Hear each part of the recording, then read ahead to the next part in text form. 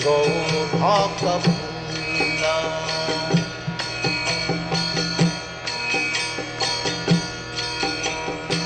Shri Krishna Chaitanya Prabhu Nityananda Shri Advaita Gadadhar Srivasati Gaur Bhagavata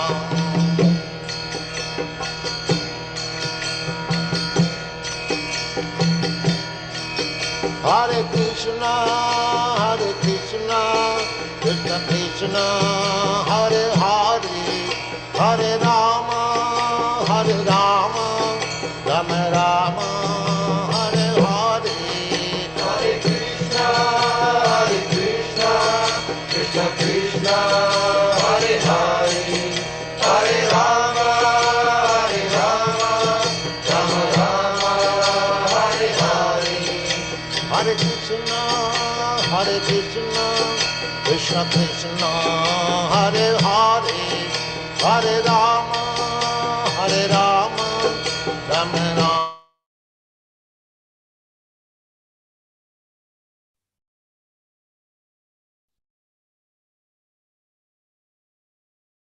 Hare Krishna, Gadot Pranam, dear devotees. Welcome to Nityam Bhagavata Sevaya. Hare Krishna Prabhuji, Haridev Krishna Prabhuji, welcome. Today we are very happy to have the association of His Grace Haridev Krishna Prabhuji. We'll be sharing Bhagavata from 4th canto, 25th chapter, 35 and 36 verses. The chapter is titled The Descriptions of the Characteristics of King Puranjana. Hare Krishna Prabhuji, please start. Hare Krishna Prabhuji. Am I audible, Prabhuji? Yes. And Pranam, thank you for giving me an opportunity. We will start with prayers. Om Namo Bhagavate Vasudevaya. Om Namo Bhagavate Vasudevaya. Om Namo Bhagavate Vasudevaya. Narayanam Namaskrityam Naram Chaiva Narotamam Devim Saraswatim Vyasam Tato Jaya Mudiraye Ashtaprayeshu Abhadreshu Nityam Bhagavata Sevaya Bhagavati Ruttama Shloke Bhaktir Bhavati Naishtiki Krishnaya Vasudevaya Devaki Nandanaya Cha Nanda Gopa Kumaraya Govindaya Namo Namaha. Hare Krishna.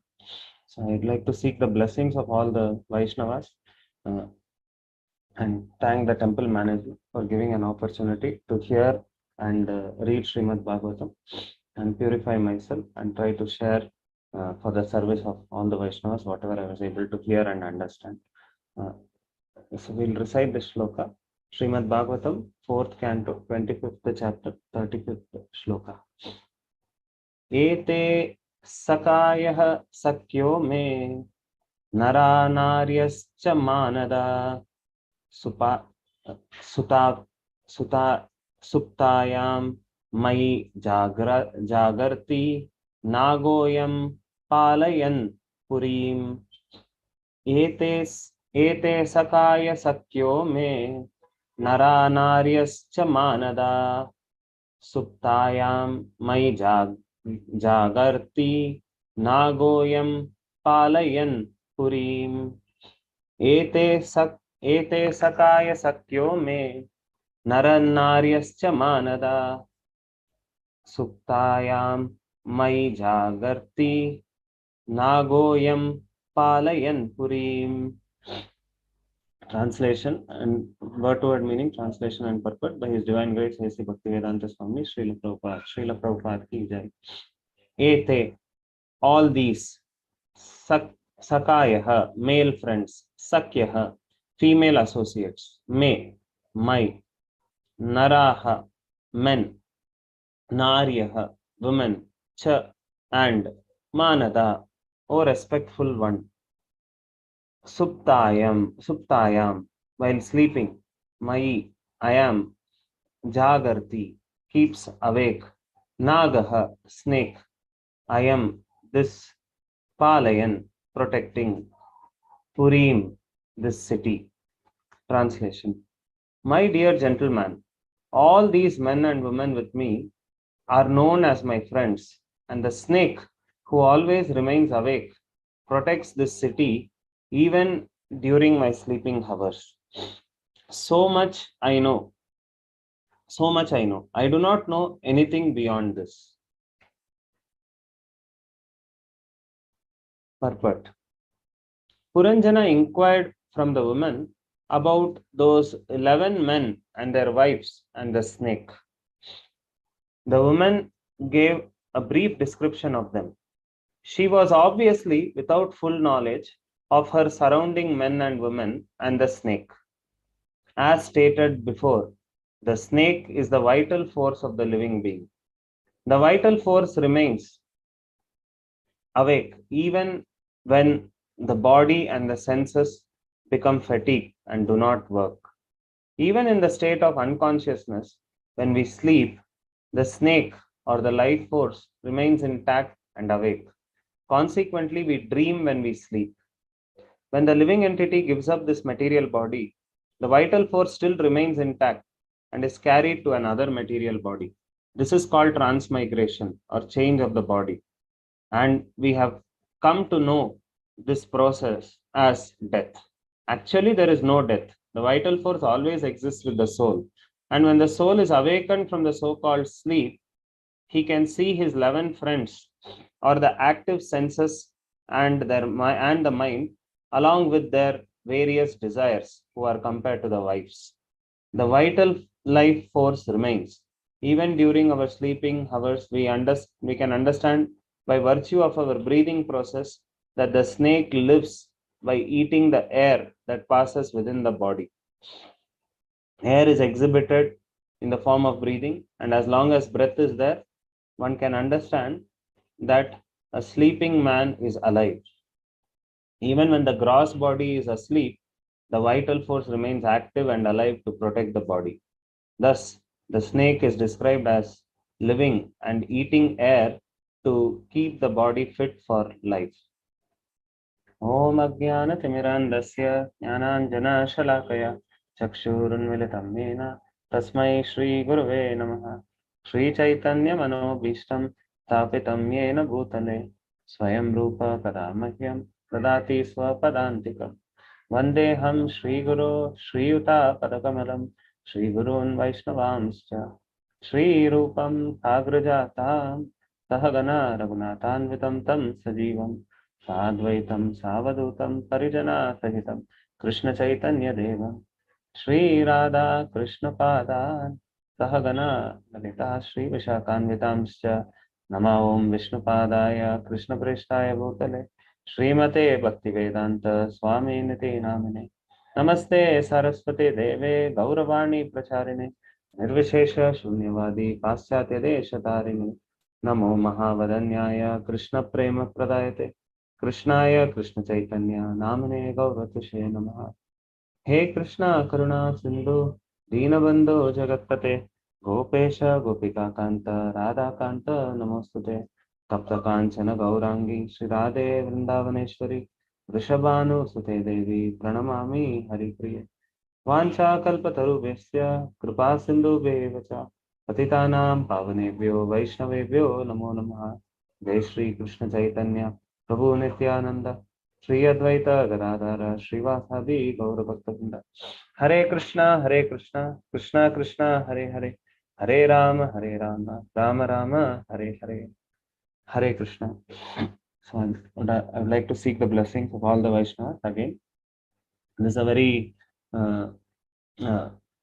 powerful story, allegorical story spoken by Narada Muni to the father of Prachetas, Prachini Barhi, who was involved in all the fruitive activities.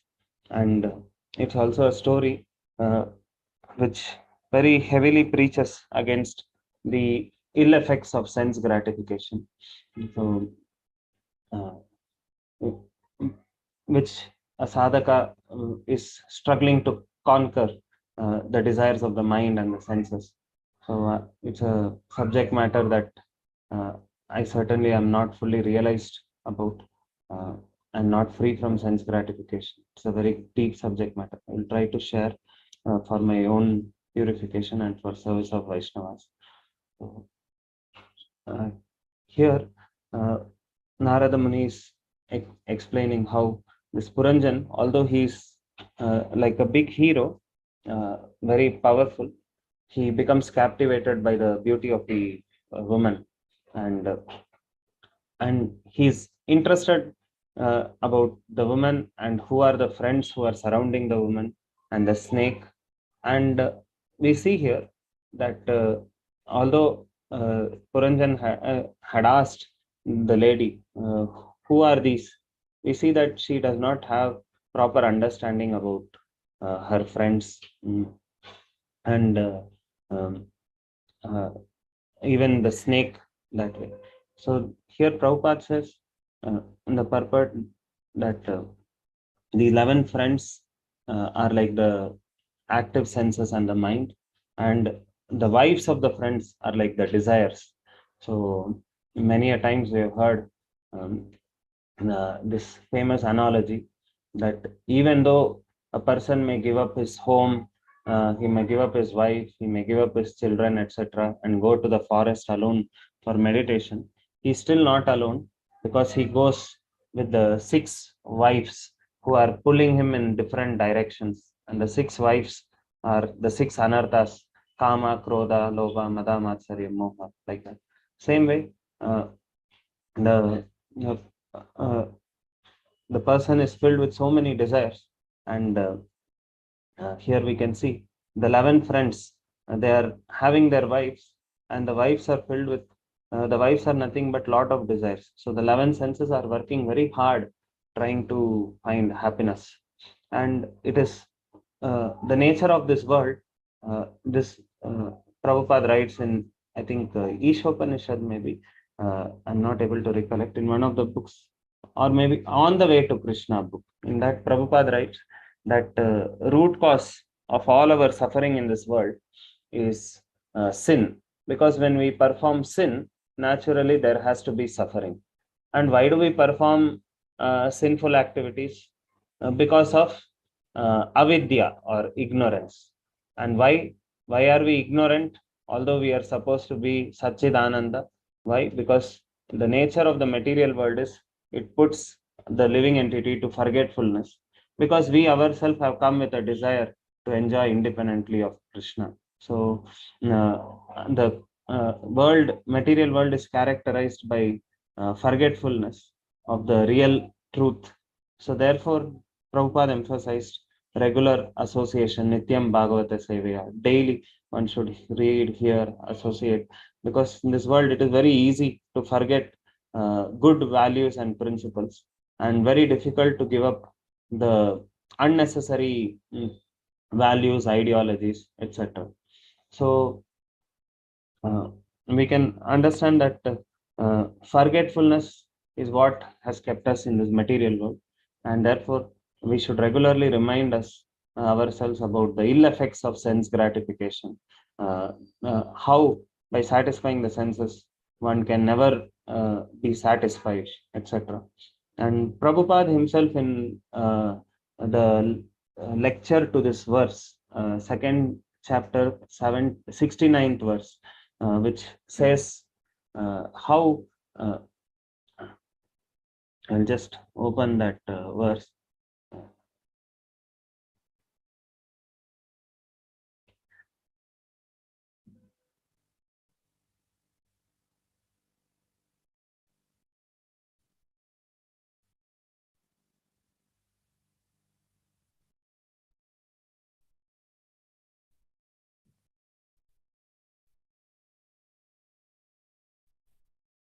So,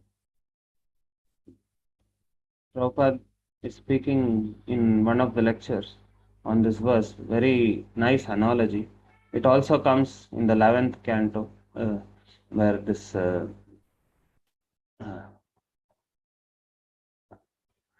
Avanti Brahmana speaking about the 24 gurus. Sorry, which one? 67th verse.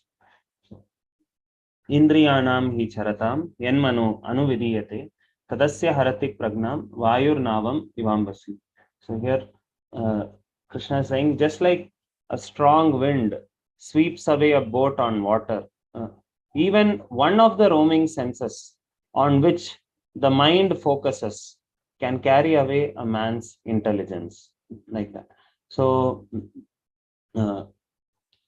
we can see that the mind is considered the leader of the senses. Why? Because senses, they are just gathering information from outside, and it is stored in the mind, and the mind is like a storehouse of all the thoughts, the inputs, etc., and consults the intelligence. And when the mind is very strong and obstinate, it can sometimes convince the intelligence to satisfy that its desire stored in the mind, even though it may not be very beneficial or it may be harmful for the living entity. And here it is said, even if one of the roaming senses, the mind focuses on that. So this word, important word here is the mind focuses on one of the roaming senses. So what is this focus? Daily in our Shikshastakam, after Shikshastakam, we chant the 10 offenses. And the last offense is to not have complete faith in the chanting of the holy names and to maintain material desires. So, in one of the lecture I was hearing from senior Vaishnava, he was telling that we are pure, not pure devotees. Naturally, we will get material desires. But the problem is when we maintain it.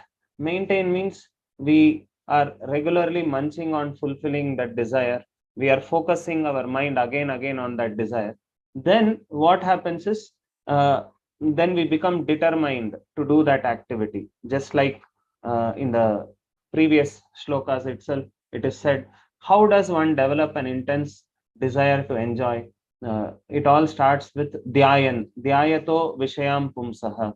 It starts just with a contemplation, but when that contemplation is carried on for a long period of time, dhyayato vishayam pumsa sangasteshu pajayate. When more and more we contemplate, thinking that yes, this may make me happy, this may make me happy, then eventually it becomes an attachment, sangasteshu pajayate.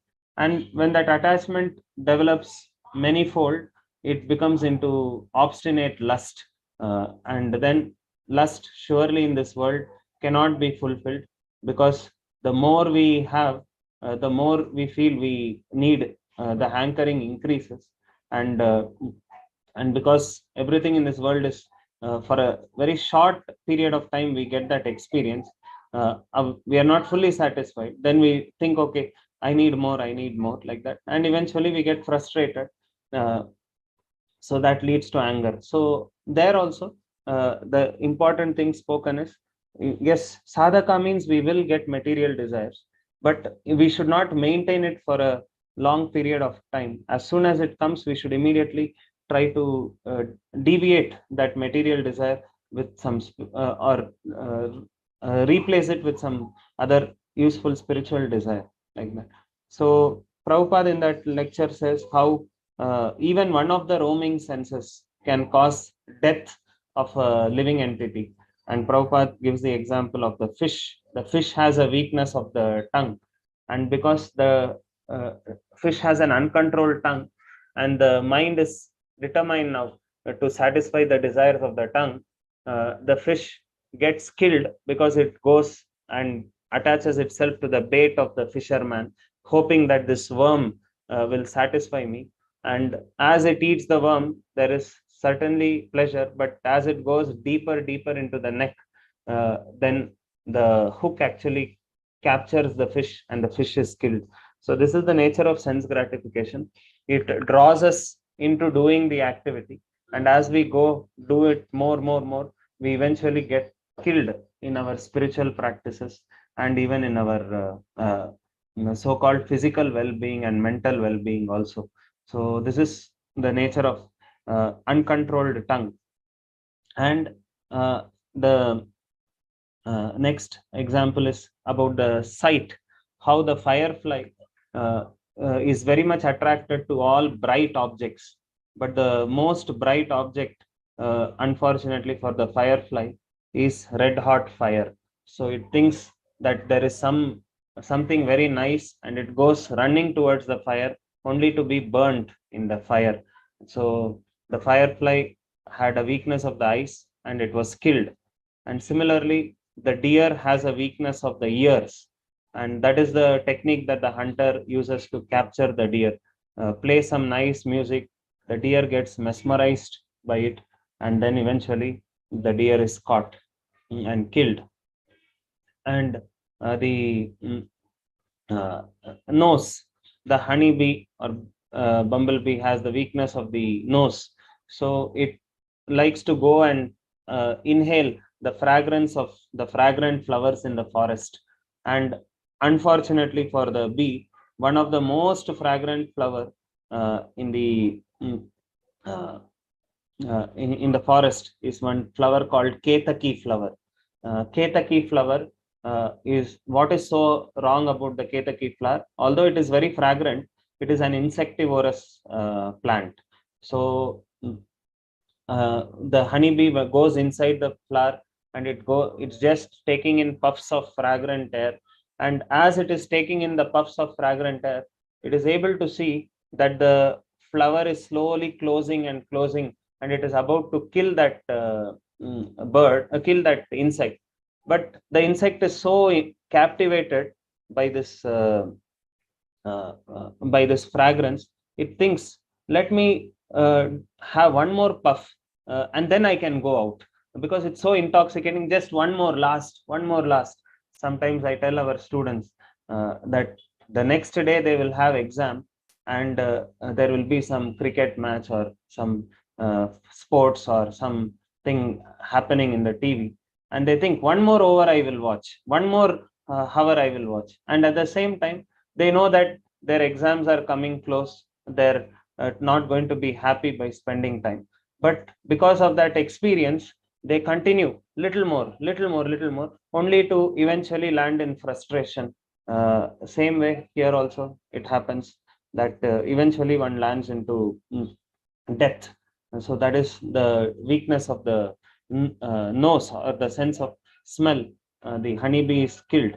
And finally, the elephant, we know, has the weakness of the sense of touch. The she elephant, uh, they train the she elephant to sexually agitate the he elephant by touching the he elephant. And as soon as the skin comes in contact, the he elephant becomes mad after enjoying with the she elephant. And he goes running, like running fast to capture the she elephant. And unfortunately, on the path that he runs, they usually design a big pit. So when he runs in that path, he falls into the pit and the elephant is eventually captured. So very powerful animals, very strong personalities can also be captured very easily once their senses are uncontrolled. And it can lead to the death of the person. And we can see, at least in all of these species, they generally have more weakness for one sense. Like the fish may not be so captivated by music, but the fish has a weakness of the tongue. But you see, for humans, unfortunately, all these five senses are equally powerful, and they can deviate the living entity. There are people who have fallen prey to just we know Vishwamitra had been performing tapasya mm, for a long time, and he did not even see the apsaras. First time he just heard the ankle bell sound, and immediately his senses our senses are so much accustomed to sense gratification that every one of these senses are seeking for instant gratification. And the moment he heard the Nupur sound, immediately the mind got activated. Probably there's a beautiful woman, let me try to enjoy. So this is the nature of each of these senses. And in fact, connecting point, I remember one of the lectures on glorifying the Guru Puja.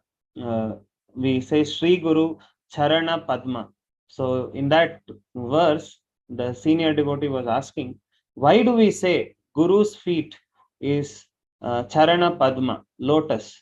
Because lotus is certainly not the most fragrant flower. There are other fragrant flowers also. But why we call Guru's feet as lotus? Because all other fragrant flowers, they may have fragrance, but eventually they kill the insect who takes shelter of that. But lotus only gives auspiciousness to the disciple. So same way, when we take shelter of the Guru, uh, uh, a real Guru is one who always gives only auspiciousness, means he guides him on the spiritual path without any selfish or ulterior motivation. So therefore the Guru is compared to the lotus, not any other fragrant flower, and that is the ultimate shelter, or the a place where the insect can actually derive the fragrance, nectar, and not be eventually killed like that. So all these five senses are equally powerful, and at the same time, any one of these senses can, like Shaubri Muni just saw the sight of two fishes mating, and still he got captivated. For a moment, Ajamila saw Shudra and Shudrani, or prostitute, embracing, and his mind got immediately, the mind started focusing on that, satisfying the desire, and then he got lost. So this is the power of every one of the senses. Sense of touch, we remember the story of Rishyashringa. Rishyashringa was a trained brahmachari, but unfortunately he was not educated about Maya by his father. And once some ladies disguised in the form of rishis, they came when his father was not there, and they started playing with him, and their bodies were so soft that he felt that the sense of touch is something new. I would want to be with these friends forever. And then he realized that he was cheated on his spiritual journey. So every one of these senses we can see, the ears, the nose, the tongue, etc. They can cause, they can try to deviate the person, right? In the Kailash drama, we see that Kailash was regularly asked by Narada, can you come now with me to Vaikunta? And at every time he gives one answer. And when he got children, he said, now the sweet words, the broken language of my children, they are so pleasurable that I don't want anything else in life. I'm happy hearing their broken language. So in this way, every one of the senses can deviate a person from spiritual life. And the great benefit for us in Bhakti Yoga is every one of these senses can also be engaged in serving Krishna and developing a higher taste. So this is why Ashtanga Yoga and other forms are not as much glorified as Bhakti, because in Bhakti, the same things which are cause of trouble can be used as a path to liberation. The same ears which can deviate a person by hearing gossip, hearing prajalpa, hearing the faults of Vaishnavas, that same ear which can deviate a person in spiritual life can also be used to hear Shabda Brahma, or the Vedic knowledge, and elevate himself. And the same tongue which can offend Vaishnavas with harsh speech, or can uh, uh, eat filthy substance, can be purified by taking Krishna Prasadam.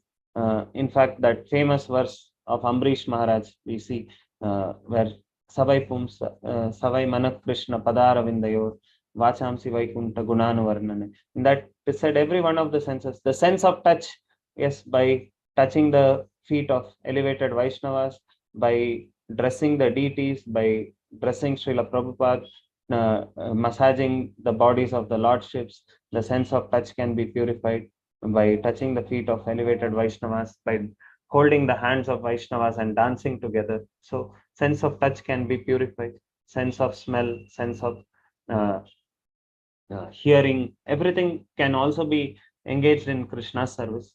So that is why in human life, it's like a crossroad.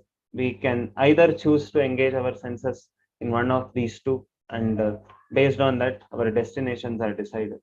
And regular hearing Srimad Bhagavatam will remind us on the futility of sense gratification. Uh, why sense gratification is so much condemned?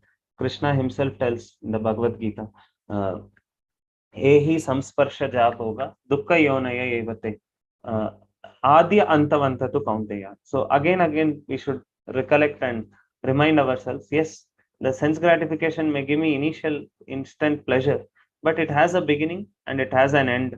um, Therefore many of the senior Vaishnavas ask, how much can you enjoy, how long can you enjoy? So if we regularly introspect on these aspects, how much can we enjoy? The same gulab jamun, which in our mind may be currently programmed as happiness, but if one gulab jamun is there, there is happiness.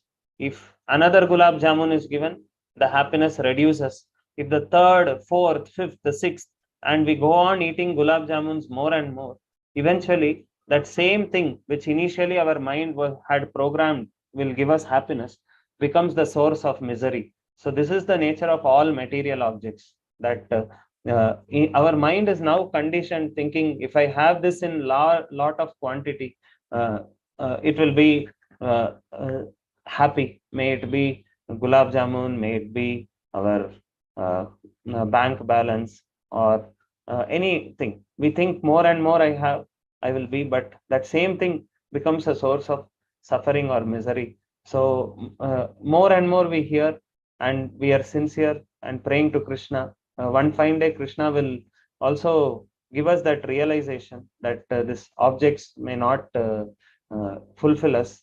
So uh, fulfill our uh, fulfill us or satisfy us. So that is something that we can pray to the lordships, that may all this reading, hearing, someday very soon transform into realization, so that I can advance in bhakti very rapidly. So that is something that I wanted to say on this verse. How long can we enjoy, how much can we enjoy? And uh, and although we are not very much, this lady was not aware of her friends in depth, and uh, still Puranjan didn't have any problem. In fact, in the previous verses he glorifies this lady as a chaste lady, roaming with boyfriends and their wives, etc. Although she is unaware who they are. So generally a chaste lady, only when she knows about a particular person will she make friendship, if that person is a good person, right person. But when we are attached, we completely forget about the mm, about uh, uh, all the other shortcomings.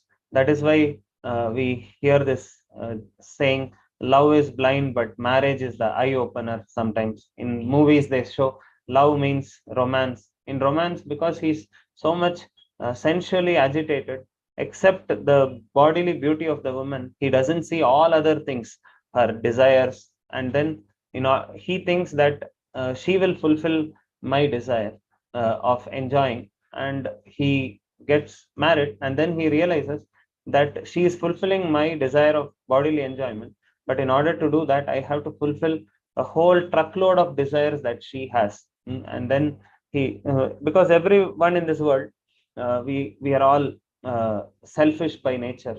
All of us want our own independent enjoyment. So there can't be true love on the material platform, because everyone is trying to get more material enjoyment from one another. The only person who can give selfless love is Lord, because he is Atmaram, he is fully satisfied.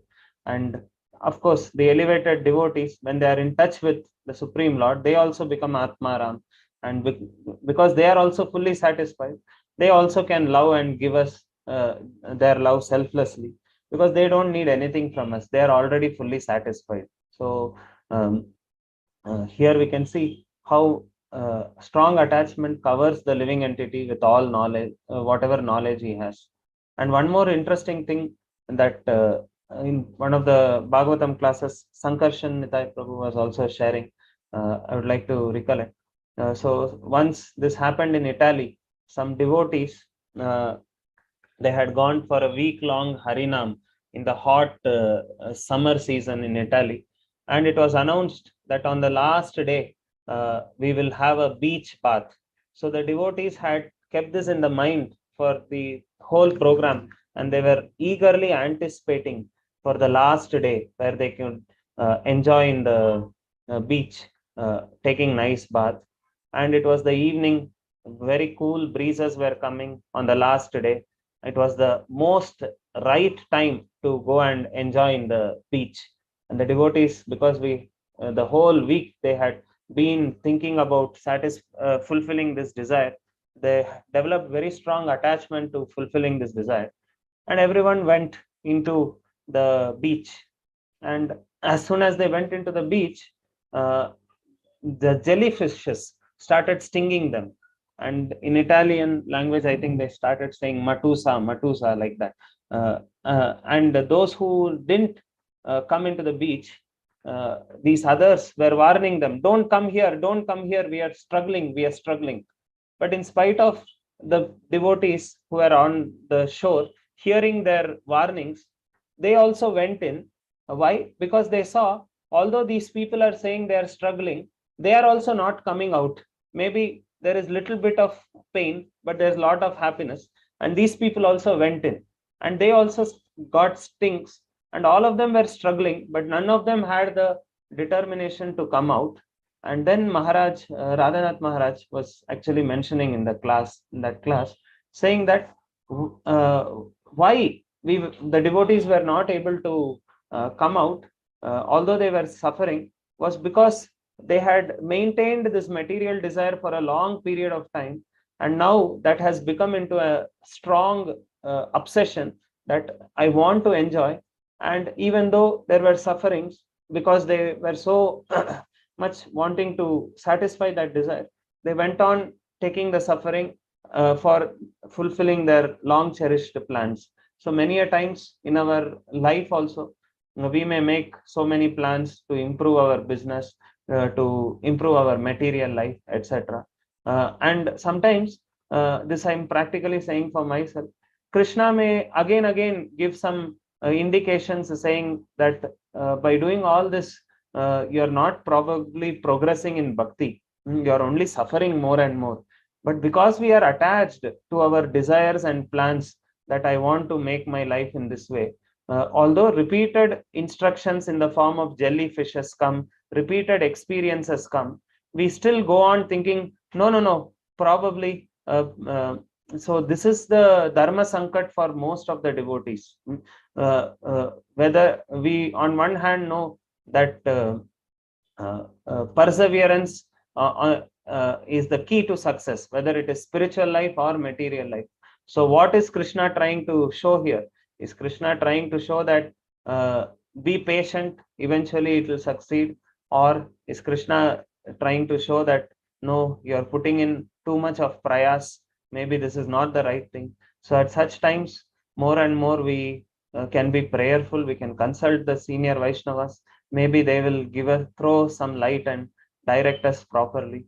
This is something that we can do within our own lives, because we all have made plans. It's very difficult for us to give up the plans. And even though repeated sufferings are there, that other example also we see how the living entity, because his desires are so strong, even though he's suffering, he's still trying to seek some happiness. Like that story, allegorical story, where there was a man walking in the forest, and suddenly he saw a tiger chasing him. And when the tiger started chasing him, he ran and jumped into a well. And he realized that, oh, this well is deep, dark well. It has no water also. So if I jump, I will die there. So he was falling, but fortunately he caught hold of a log which was there on the well. So he caught hold of this log, and when he caught hold of this log, he was for a moment peaceful, because the tiger can't kill him. And then he looks down, although the tiger can't eat him. He sees that a snake is opening its mouth wide open to swallow this living entity. And now he's in anxiety. If I just leave my hand, I'll fall and the snake will kill me, eat me up. And there are thorns because it is a deep dark well. All thorny bushes had grown. It had been piercing him, and he was in lot of pain. He was unable to move left or right. And then he also started hearing the sound of a rat, a white rat and a black rat. Both of them started uh, uh, biting the ends of the wooden log, and slowly the wooden log was about to fall off, and that was causing lot of anxiety.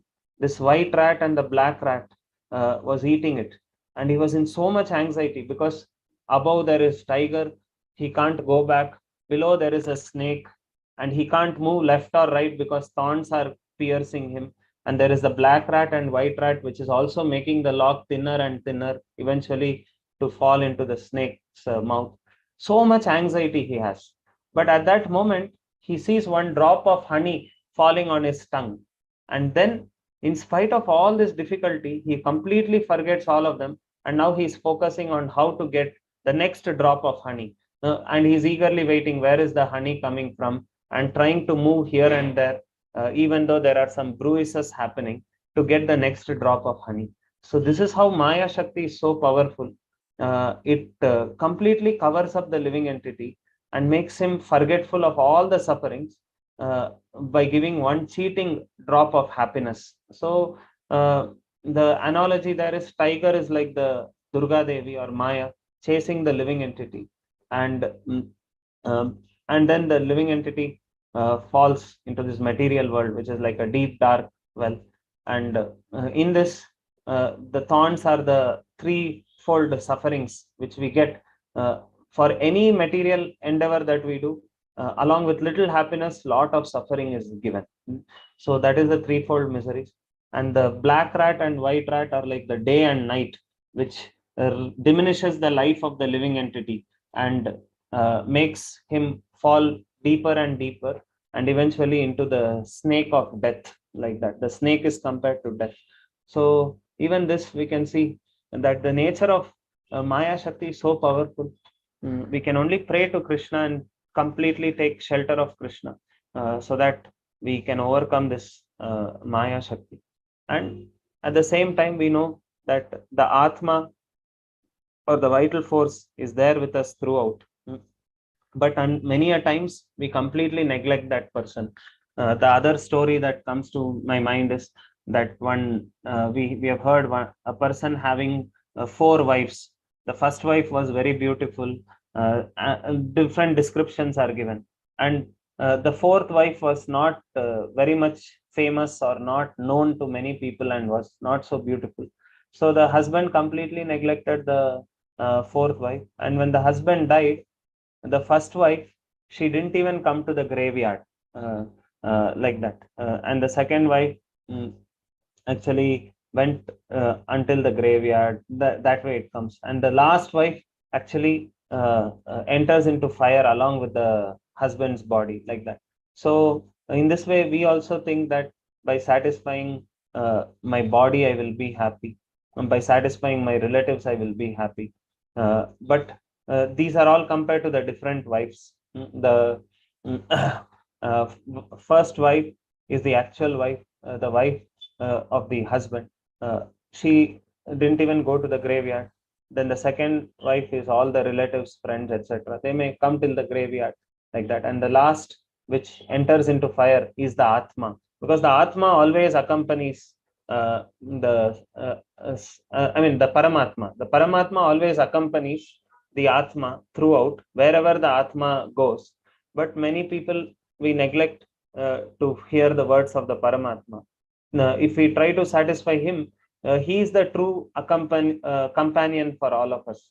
He accompanies us at all places, but we neglect him and we try to fulfill the desires of the perishable body, or try to fulfill the desires of our friends, relatives, etc. So these are certain things we can think regarding this verse, and uh, remind ourselves, so that our spiritual advancement can be better, and we can say no to Maya in a more strong manner. And the next shloka, Dishyagato si badram te gramyan kaman abhipase udvahishyami tamsteham swabandhubir arindama. Dishtya, fortunately for me, agata asi, you have come here, badram, all auspiciousness, te, unto you, gramyan, sensual, kaman, desired enjoyable objects, abhipase, you want to enjoy, udvahishyami, I shall supply, than, all of them, te, unto you, aham, I, swabandhu with all my friends, arimdama, O killer of the enemy.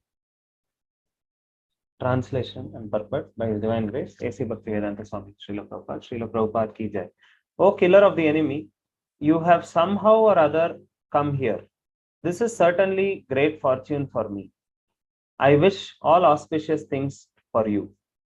You have a great desire to satisfy your senses, and all my friends and I shall try our best in all respects to fulfill your desires.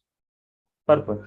The living entity comes into this material world for sense gratification, and his intelligence, represented by the woman, gives him the proper direction by which he can satisfy his senses to their best capacity.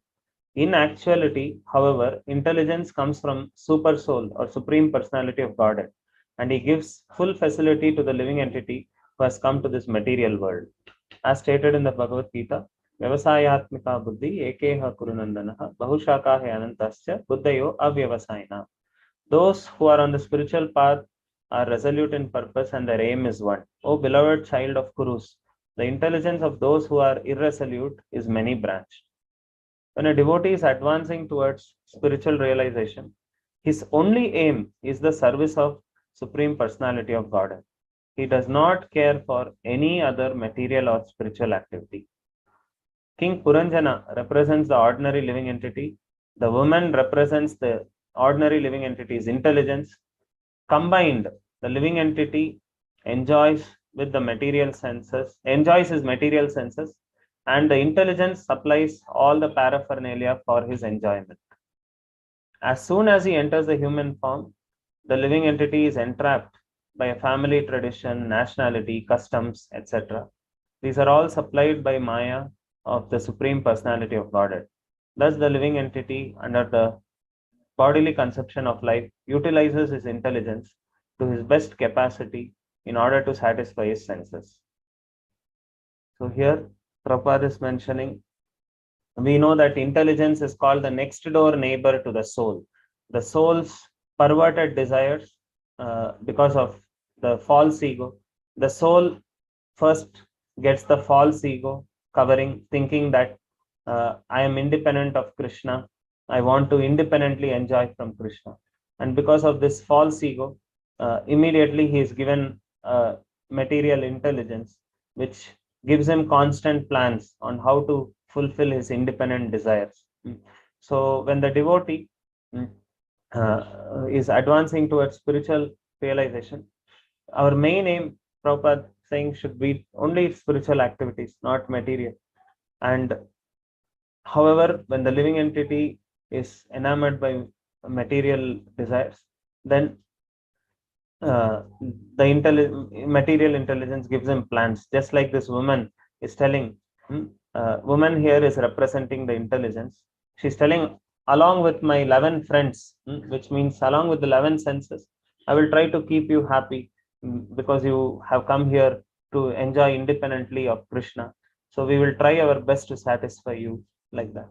And here Prabhupada is also mentioning, as soon as a living entity is entering a human form, he is trapped by family tradition, nationality, customs, etc. Why is this considered a trap?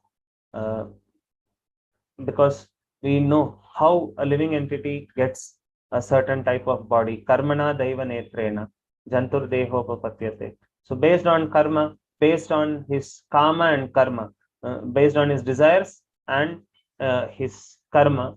He is awarded a suitable body in a suitable family, in a suitable tradition, in a suitable species, so that his desire can be fulfilled completely, like that. So this is something that uh, we can learn from here, that he's the nationality, tradition, customs, they all bind a person. We can remember in this bhajan, Bhuliya Tomare, Samsare Asiya.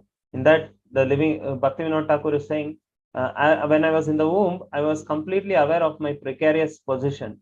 But as soon as I came out of the womb, my family members started celebrating different festivals, birthdays, and they started showering affection towards me. And in this way, I completely forgot, and I felt that I'm already sheltered in this world. There are so many people to give me shelter.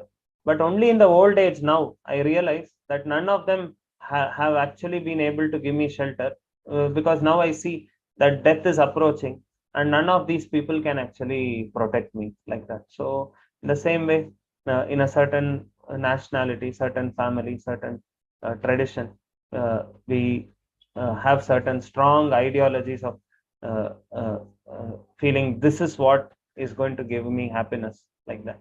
And that also binds the living entity. Mm. That in certain places there is so much uh, uh, intoxication, so much uh, prohibited activity. So when a person is born in such a place, then that also binds the living entity, because from day one he gets such a kind of culture that the conception gets deep rooted. This is what is life all about. Somebody who's born in a billionaire business family, for them life is defined as all about growing the business. Somebody who's born into the family of barber or carpenter, for them life is designed as just looking at different types of hairs and cutting them, or different types of furniture, like that. So these all also lead to giving up, developing certain conceptions on what life is, what gives me happiness, etc. So that also binds the living entity. So these are things that I wanted to share. Please forgive me if I spoke something which uh, which is beyond my realization. As stated, many of these things are certainly intellectual for me, theoretical. I am trying to repeat it so that one fine day I will also be able to follow and advance in my bhakti. And I seek the blessings of all the Vaishnavas who are sincere in attending Bhagavatam regularly, doing services, and I seek your blessing so that I will be able to follow to some extent at least whatever I have spoken. Hare Krishna, Krishna Krishna, Hare Hare, Hare Rama, Rama Rama, Hare Hare. Hare Krishna. Hare Krishna, Prabhuji. Thank you for elaborately explaining how mind traps the living entity in this body. I think some of the wonderful points you mentioned were how in nature we can see for some animals, just by focusing on one of the senses, it leads to death. And one point that I thought was definitely for me to reflect and introspect is, since we are not pure devotees, we'll definitely get material desires. But the key is to not contemplate, or rather not nourish them or nurture them, but to immediately focus on spiritual topics. Thank you very much. Devotees can unmute themselves to share any reflections, or if they have any questions, please ask. Hare Krishna, Haridev, Prabhu, Dandavat Pranam. Thank you very much for very nice class, Prabhu. I just have one question, Prabhu. The 10th offense you described, right? The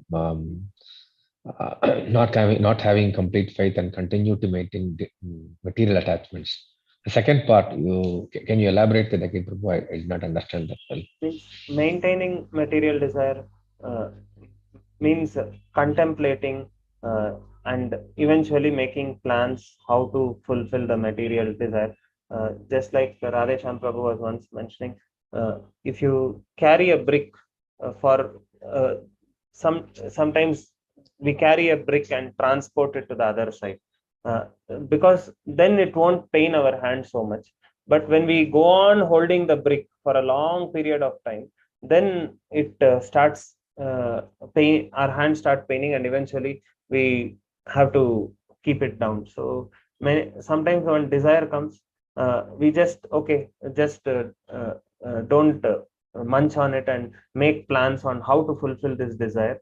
Then it is okay. But if we go on making plans, okay, this seems to be a very good material desire, and we start making plans, we start endeavoring in that direction, then eventually it will distract the living entity from its spiritual path. Like Ravana, for example, he heard about Sita's beauty from Shurpanaka. He could have just not meditated on that, but he went on contemplating. Then eventually he was determined to have Sita with him. Same with Ajamila. He was trying his best to recollect shlokas from Bhagavad Gita, but because his spiritual understanding and his practice was not strong enough, eventually the mind overpowered him, and the mind started again projecting the desire, and the intelligence also started succumbing to the mind's dictations and started obeying the mind. The intelligence is superior to the mind. It should see whether this desire is helpful or not. But when it becomes a subservient to the mind and goes on trying to make plans how to fulfill the desires of the mind, although it is known that these are not very fruitful for my spiritual life, so then it is detrimental. So that is maintaining desire, contemplating again, even though we know such contemplation is not favorable for spiritual advancement. Thank you, Prabhuji. Thank you. Hare Krishna.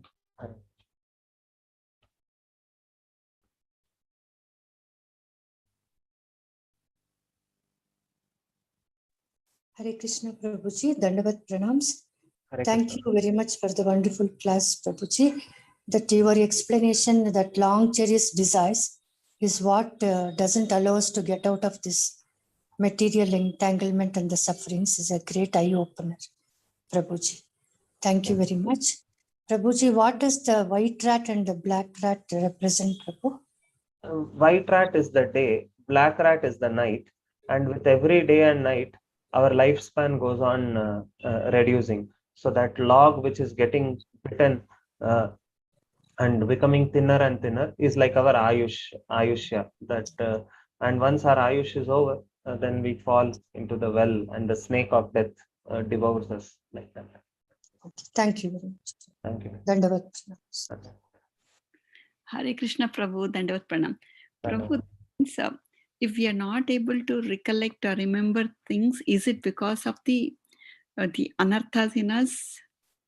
I would say that material world is designed like that, place of forgetfulness, because Maya has two aspects. Prakshepatmika Shakti, Avaranatmika Shakti. Prakshepatmika means it kicks the living entity, means it forces the living entity, do this, you'll be happy. Like the advertisement, they say, buy this, buy the flat here, buy the villa here, or buy this product, buy that. So like that, it goes on troubling the living entity, saying, you get this, you'll be happy, like that. And when we try to fulfill, we also get frustrated. That is also represented by kicking. But along with that, it also covers up the living entity. How does it cover? By in between, in spite of all this suffering, one drop of happiness comes, and then we think that gives us an impetus to carry on life ahead in the same manner, like that. So Chaitanya Mahaprabhu also gives that example, that a person, he's dunked into the ocean and he's about to die, and he thinks, my God, life is so miserable. And for a moment he is removed from the water, and then he feels so relieved. He thinks life is okay, it's not so bad. In the same way, if we carefully analyze in this material world, many a times what our mind thinks is a happy state of mind is actually just absence of suffering. Like for the children, the moment their exams get over, they feel they are happy. But actually, there is nothing to be happy about. It is only that a suffering of exam was imposed on them. For a moment, that suffering is removed, and now they feel they are happy. And for all elders, when a project deadline is met, then next 1 week we feel happy because there is no pressure. But actually, there is nothing happy. We were dunked under water, constantly under pressure, and now we are just removed for a moment. So this is the covering potency of Maya Shakti. It covers the living entity. It is, I would say, not just because of anarthas. That is the power of Maya, and therefore for sadhakas, some of us may be gifted with good recollecting power. Like I may be able to recollect slokas, but even though I may recollect, how much I am able to implement on my day-to-day life depends on how much I have taken shelter of Krishna. Because a Vidwan also, if he is not surrendered to Krishna, may know all the truth and still end up doing sense gratification. So finally, the only way by which we can overcome this Maya Shakti is by the grace of Krishna. When Krishna sees our sincerity, then Krishna will regularly remind us. Even now, he is reminding us, but because we are maybe not fully surrendered, we are not able to hear his voice. So, yes, anarthas, more stronger the anarthas are, more we will want to not hear the voice of Paramatma. But if we think of recollecting the philosophy, etc., even though one may be having some gift like speaking shlokas, remembering stories, etc., unless he or she is sincere, with all the truths they know, they will still end up doing sense gratification. So, more taking shelter of Krishna would help us, is what I would say. Did it answer your question? Yes, Prabhu. Yes, Prabhu. Thank you, Prabhu. Dandavat Pranam, Prabhu. Hare Krishna, Prabhu. Hare Dandavat. Thank you for the wonderful class, Prabhu. All the realizations. Thank you. Hare Krishna, Prabhu. Dandavat Pranams. Thank you for the wonderful examples which you gave. I think it's a very, very practical thing. Every day there's a struggle for that, and I can recollect many of things of my own instances. Thank you so much for bringing this. Shall we end, Prabhuji? Yes, Prabhuji. We'll end with Vaishnava Pranams. Vansha Kalpatarushya Kripa Sindhubhye Vacha Patitanam Pavanebhyo Vaishnavebhyo Namo Namah. Ananta Koti Vaishnava Bhakta Vrinda Ki Jai, Prabhupada Ki Jai. Hari Hari Bol. Hare Krishna, Prabhuji. We'll conclude. We'll meet again tomorrow. Thank you.